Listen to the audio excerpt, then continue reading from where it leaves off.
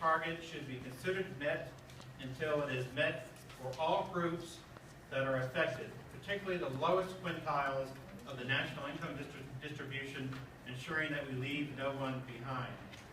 So this consensus position is reflected in the civil society statement released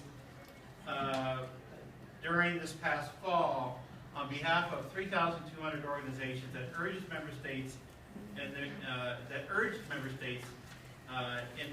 one of the OWC sessions to ensure that the declaration of the post-2015 summit outcome document includes an explicit reference to the criteria that no target should be considered met unless it is met for all social and economic groups. So the point is that this declaration and outcome document is an advocacy resource for all of us. So what I would advise is that, if your NGO is an environmental NGO, or it's a human rights NGO, or it deals with development issues, you will find, relevant sections that will guide your work in the years ahead.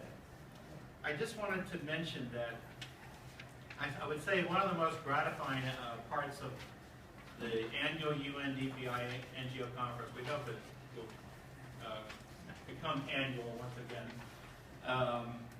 is that it's first of all, it's a conference that is organized by NGOs themselves, hosted by Department of Public Information and the NGO DPI Executive Committee. There are some 60 or so midday workshops, all of them organized by NGOs and civil society, and it's a great networking opportunity. It's a real education. It's a learning. It's a learning experience.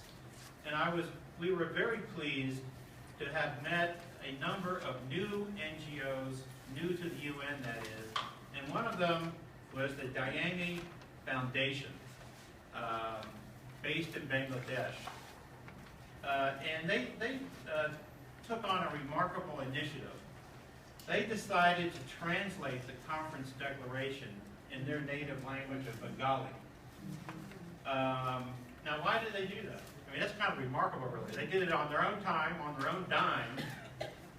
And, their UN representative approached me and says, well, do you think that's a good idea? Is that a good idea? I mean, would you be happy? Like, would you be happy? My God, I mean, absolutely, And so, for them, this conference was not just an opportunity to come to New York and meet people from around the world. It was a conference that provided them with a source of inspiration and guidance in the conference declaration, so much so that they actually translated the entire document in Bengali so that they could practice and promote the action plans in their own ongoing programs, to set plans according to the issues that were defined in the declaration, and so that they could work more closely with DPI and receive the support of the UN. So I was quite inspired by this, and in fact you'll find the Bengali translation on the DPI. There we go. There you go. Yeah. And I asked them, well, why are you pursuing DPI NGO accreditation? Now, each of you have your own reasons, and obviously you're here for a reason.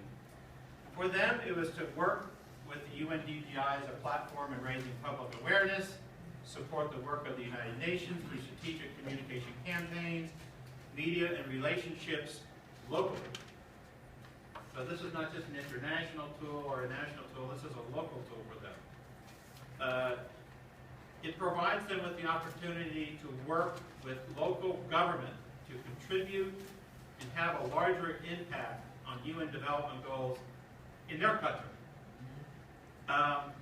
It's also an opportunity for a local NGO to participate in the global agenda more efficiently and include the voice of rural communities in policymaking and discussions.